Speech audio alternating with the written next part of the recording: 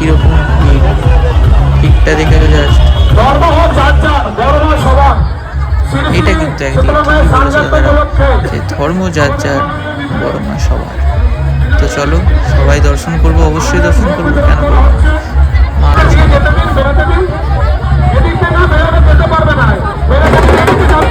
এখান থেকেই শুরু হয়েছে আমাদের স্নান যাত্রার যে শোভাযাত্রা, তোমরা দেখতে থাকবে এখান থেকে। মানে সব রকম স্নান যাত্রার যেরকম বাদ্যযন্ত্র এনারা বাজছেন সব রকম তুলে ধরার চেষ্টা করছি, দেখতে থাকো। তো মাঝে দাদাগুলো আসছিলেন, তো এই দাদারা খুবই ভালো ছিল, তার সাথে হ্যান্ডশেক করে নিলাম হট করে। তো চলো একটু একটু মজা হতেই থাকে এরকম, তো মজা তো হবেই, মজা করার জন্যই।